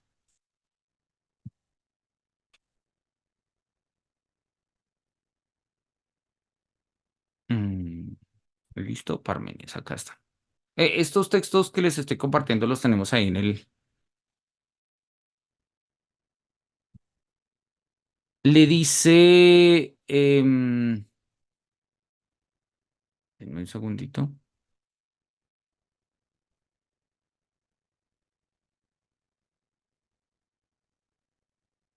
Acá. Le dice Parménides a Sócrates. Este es del diálogo del Parménides de Platón. Es una cita bellísima y es una de estas citas que vale la pena tener siempre presentes. ¿Sí? Parménides le está haciendo preguntas turbias, ¿sí? a Sócrates, pues, porque alguien tenía que enseñarle a hacer preguntas turbias a Sócrates, y le está diciendo, oye, bueno, ¿te parecerían que puede haber idea del pelo, del lodo, de la basura? ¿Sí? O sea, ¿hay ideas de eso? Y Sócrates dice, no, obvio, no, guácala, ¿cómo va a haber una idea del pelo? O sea, las ideas son para ideas chéveres, para la amistad, la justicia, la vida. Y le dice Parménides, mira, eres joven aún, Sócrates, y la filosofía no ha tomado posesión de ti como lo hará un día, si yo no me engaño. Entonces no despreciarás nada de cuanto existe. Cuando la filosofía toma posesión de nosotros, no despreciamos nada de cuanto existe.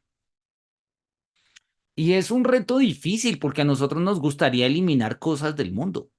Y nosotros asumimos que el mundo está mejor si le sacamos cosas. Y estaríamos dispuestos a acabar cosas con tal de que el mundo esté mejor, ¿sí?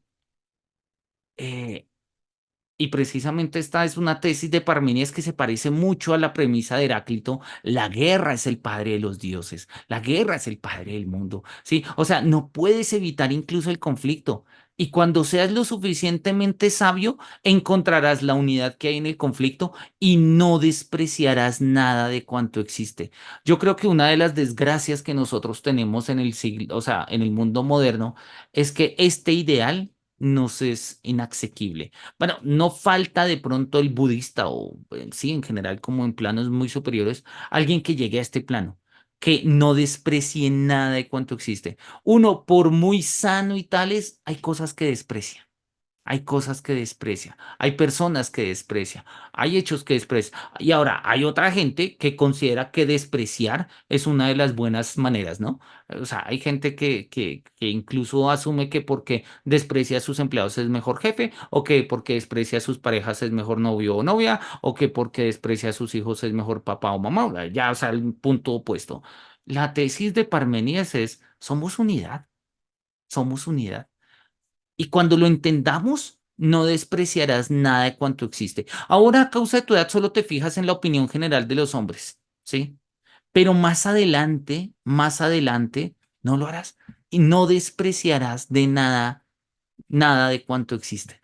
Yo creo que esa es una invitación muy profunda que nos hace Parménides y al mismo tiempo de Heráclito, al mismo tiempo que Heráclito, perdón, es una invitación que nos hace a pensar nuestra pertenencia a una unidad. Y no necesariamente a una unidad, una clase social, a una lucha de clases marxista, a un estado político. Esas son formas de unidad, pero son formas precarias. Pensarnos en una unidad amplia, muy amplia, una unidad cósmica, una unidad histórica, pero una unidad histórica que no es que yo soy generación Z, no, una unidad histórica que nos permita remontarnos siglos, milenios. ¿Sí? Una identidad cósmica que no me diga simplemente, no, es que yo soy lo que como, entonces voy a comer vegano. No, o sea, una unidad que nos permita entendernos qué es lo que somos como mamíferos y todo lo demás. Y yo creo que cuando nosotros llegamos a una a una comprensión de esa unidad, no despreciamos nada de cuanto existe, que es básicamente la consecuencia de cualquier monologismo o panteísmo, como el de Spinoza. Spinoza, después de todo su panteísmo, era un tipo que no despreciaba nada de cuanto existiera. Yo creo que es una enseñanza bonita. Y si quisiéramos hacer de la ontología algo, o sea, una búsqueda ética y estética, incluso, de hecho, el Parmenides acá lo va a decir, de hecho, sí, la belleza, sí, o sea, ¿por qué vamos a decir que hay cosas que no participan de la justicia y de la belleza? Todo puede participar de la justicia y la belleza, incluso cosas aquellas a las que yo no estoy dispuesto a asignarle ese rol, pero podría ser.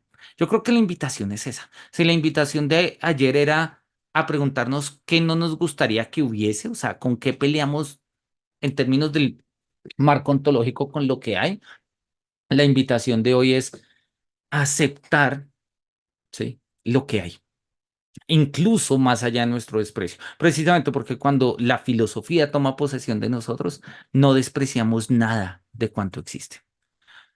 Tal cual, pero como dicen por ahí, soy un hombre y nada de lo humano me es ajeno.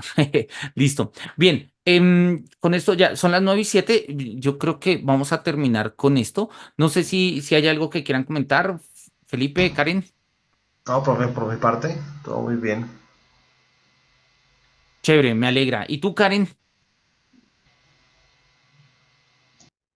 O Karen por allá de pronto tiene problemas de sonido. Listo. Entonces, pero yo creo que la idea es clara y es bonita y no sé, a mí me resulta inspiradora, ¿no?